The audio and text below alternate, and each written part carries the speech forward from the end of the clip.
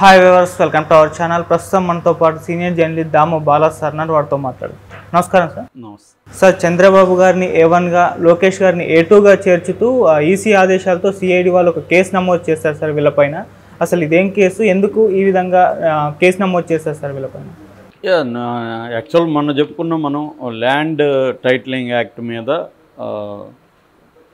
వీళ్ళు దుష్ప్రచారం చేస్తున్నారని, చంద్రబాబు క్యాంపు చేస్తున్నారని, ముఖ్యంగా పిఆర్ కాల్స్, మనకి కాల్స్ వస్తుంటాయి కదా ఫోన్లో, అట్లా కాల్స్ ద్వారా వాళ్ళు దీన్ని మీ భూమిని ఆక్యుపై చేస్తాడు బకాసురుడు, రాక్షసుడు జగన్, ఇలాగ ప్రచారం చేస్తున్నారు. నిజానికి ఈ చట్టం ల్యాండ్ టైటిలింగ్ యాక్ట్ 2019 జూలై 29న అసెంబ్లీలో పాస్ అయినప్పుడు తెలుగుదేశం దాన్ని ఆమోదించింది. తెలుగుదేశం సపోర్ట్ చేస్తూ దాన్ని అక్కడ ఓటేసింది. అట్లాగే అప్పుడు ఇతను మన వైయవల్ కేసు ఒక స్పీచ్ కూడా ఇచ్చాడు. ఆ స్పీచ్ ఇప్పుడు బయటకు వచ్చింది. ఆ స్పీచ్లో అతను క్లియర్గా ఏం చెప్తున్నాడంటే, ఇది మన దేశంలో ఇప్పుడు పెట్టారు కానీ ఆస్ట్రేలియాలో 1858లోనే పెట్టారు. Torrent system of land titling అని అన్నారు దాన్ని అప్పుడు. సో ఇది గతంలో కూడా రాజస్థాన్ అక్కడ కూడా 2016లోనే ట్రై చేశారు కానీ గట్టిగా అమలు చేయలేదు. కర్ణాటకలో కూడా భూమి పేరుతో ఇదే చట్టాన్ని అమలు చేశారు. ఇవన్నీ కూడా వైయవల్ కేసు అప్పుడు మాట్లాడారు. అంటే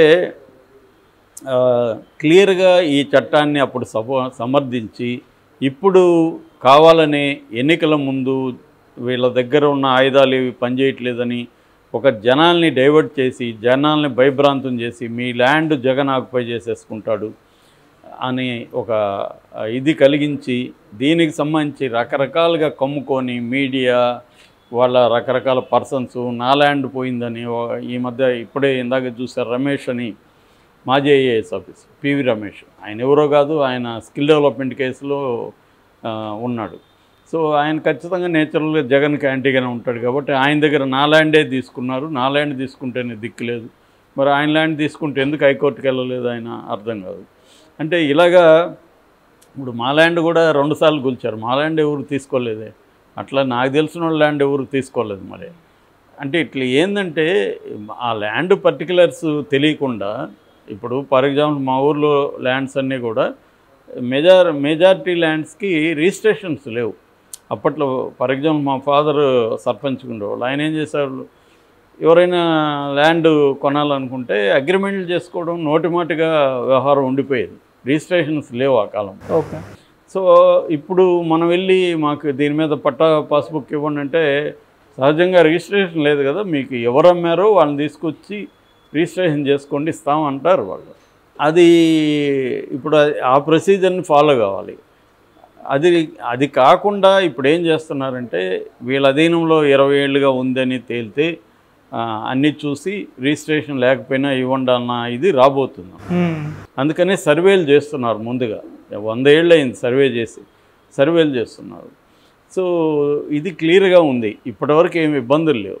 ఇప్పుడు సడన్గా ఎన్నికల ముందు ఈ ఇష్యూని తేవడంలో ఉద్దేశం ఏంటంటే, ఇది ఖచ్చితంగా ఒక వ్యూహం, చంద్రబాబు వ్యూహం కనిపిస్తుంది. పైగా ఇదేంది, నీతి ఆయోగ్ తీసుకొచ్చిన 2019లో 300 పేజీల డాక్యుమెంట్ నెట్లో ఉంది, నీతి ఆయోగ్ తీసుకొచ్చింది. దాని అమలులో ఏమైనా ఇబ్బందులు తలెత్తచ్చు, ఇబ్బందుల్ని మాట్లాడడం ఓకే, కానీ మీ భూమి లాక్కుంటాడు జగన్ అంటే, ఒక ముఖ్యమంత్రి ప్రజల భూముల్ని ఎలా లాక్కుంటాడు? వ్యవస్థలు ఏమి లేవా ఇక్కడ? సెంట్రల్ గవర్నమెంట్ లేదా? కోర్టులు లేవా? ఒక విచిత్రమైన ఆర్గ్యుమెంట్ని వీళ్ళు బలంగా జనాలకి తీసుకెళ్తున్నారు. మరి జనం దీన్ని ఎంత మేరకు నమ్ముతారో తెలియదు. ఎందుకంటే వీళ్ళ కూటమికి సంబంధించి వేరే ఏవి కూడా పనిచేస్తున్నట్టు కనబడలేదు. అంటే మేనిఫెస్టో ఉంది, నిజానికి మేనిఫెస్టో వర్కౌట్ అవ్వాలి. ఇక్కడ వర్కౌట్ అయింది కదా, కర్ణాటకలో వర్కౌట్ అయింది, ఆంధ్రాలో ఎందుకు వర్కౌట్ అవ్వట్లేదు అంటే దాని పట్ల జనాలకి పెద్ద ఇంట్రెస్ట్ కనిపించట్లే. ఎందుకంటే చంద్రబాబు మొన్నటి వరకు జగన్ ఇచ్చిన పథకాల వల్ల అప్పులైపోయింది, రాష్ట్రం దివాలా తీసేసింది, శ్రీలంకలాగా రాష్ట్రం మునిగిపోబోతుందని అనౌన్స్ చేశారు, ప్రచారం చేశారు విపరీతంగా. అప్పుడే అన్నారు, ఒక దేశం మునగడం వేరు, ఒక రాష్ట్రం మునగడం వేరు. నేను కూడా అప్పుడు వీడియో చేశాను. ఎందుకంటే రాష్ట్రం అనేది ఏమీ దానికి ఒక స్వతంత్ర ప్రతిపత్తి ఉండదు. అది కేంద్రం కంట్రోల్లో ఉంటుంది, అనేక కేంద్ర పథకాలు అమల్లో ఉంటుంది, కేంద్ర నిఘా వ్యవస్థలు ఉంటాయి, కంట్రోల్ సిస్టమ్స్ ఉంటాయి, నీతి ఆయోగ్ ఆడిటింగ్ సిస్టమ్ ఉంటుంది. ఇవన్నీ పెట్టుకొని ఉండాలి. రెండోది మనకేమన్నా జిఎస్డిపి అంటే గ్రాస్ స్టేట్ డెమోక్రాట్ పడిపోయిందా, తలసరి ఆదాయం పడిపోయిందా, ఏమి ద్రవ్యోల్బణం ఏమన్నా ఈ రాష్ట్రంలో సపరేట్గా విపరీతంగా పెరిగిపోయిందా, ఏమి ఇండికేషన్స్ ఉన్నాయని అయిపోతుందని చెప్తారు. ఏమీ లేకుండా ఒక గ్రాండ్ నెరేటివ్ని జనాల్లోకి వదలడం, అది గతంలో పనిచేసేది. ఈనాడు కంట్రోల్లో మొత్తం మీడియా ఉన్నప్పుడు, ఇవేవి లేనప్పుడు జనం నమ్మారు అప్పట్లో. ఓకే, అదే టెక్నిక్ని ఫాలో అయ్యి ఫెయిల్ అవుతున్నా కూడా వాళ్ళ దగ్గర ఇంకేమీ ఆయుధాలు లేకుండా ఇదే టెక్నిక్ని ఉపయోగిస్తున్నారు. సో దీనివల్ల ఇప్పుడు జనంలో ఏమైందంటే మొన్నటి వరకు అది నమ్మి అలా ప్రచారం చేసి ఇప్పుడు దానికంటే నేను డబ్బులు ఇస్తాను అంటే జనాలకి ఇప్పుడు శ్రీలంక అయిపోదా? జగన్ ఇచ్చే పథకాలకే 70,000 కోట్ల పైన సంవత్సరానికి అవుతే ఈయన ఇచ్చేదానికి 1,50,000 కోట్లు అయితే ఎక్కడి నుంచి వస్తుంది అనేది ఇప్పుడు జనాలకి ఏదైంది. జగన్ ఏమో ఒక పక్క నేను ఆయన ఇచ్చాడని నేను పోటీపడి హామీలు ఇవ్వను, ఈ బడ్జెట్ ఇది, ఈ బడ్జెట్లో నేను ఇంతవరకే చేయగలను, చిన్న చిన్నవి పెంచగలను, ఆయన ఇవ్వడం మాత్రం ఇవ్వలేడు, ఆయన ఖచ్చితంగా ఇవ్వడానికి ఆయన హామీలు ఇవ్వట్లేదు అని చెప్తున్నాడు. ఆల్రెడీ జనం ఆ విషయం మీద వెళితే జనం ఏదో ఒక నిర్ణయం తీసుకుంటారు. అంటే ఎవరిని నమ్ముతున్నారు, జగన్ ఇచ్చేవే చాలనుకుంటారా, లేకపోతే చంద్రబాబు ఇచ్చేదానికి ఆశపడతారా అనేది తెలుస్తుంది. కానీ ఆ జనాల్లో రియాక్షన్ రావట్లేదు.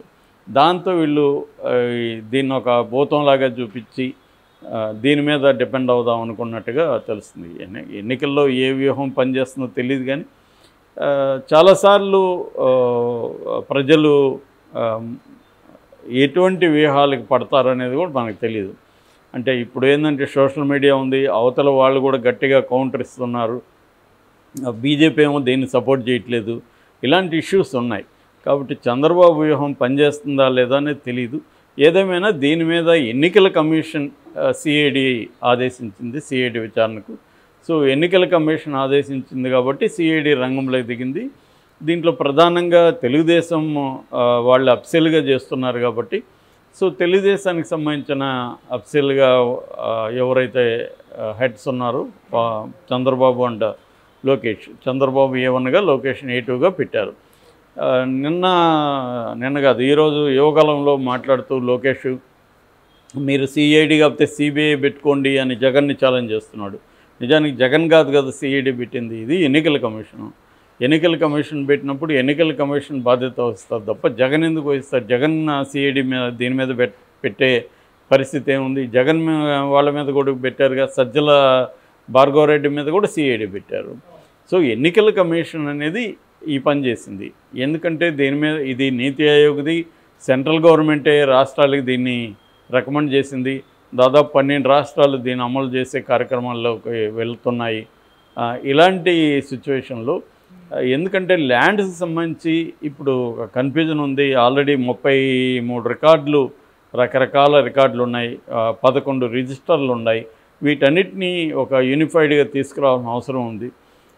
ఎందుకంటే మొత్తం మన దేశంలో గందరగోళం అంతా ల్యాండ్ చుట్టూ జరుగుతుంటుంది. ల్యాండ్కి ప్రాపర్ టైటిలింగ్స్ లేవడం.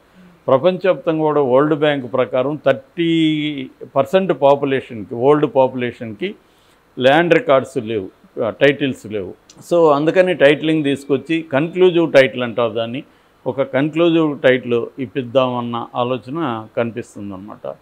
సో దీని మీద వీళ్ళు ప్రచారం మొదలుపెట్టారు. ప్రచారాన్ని ఎదుర్కోవడానికి వైసీపీ రకరకాల పద్ధతులు చేస్తుంది.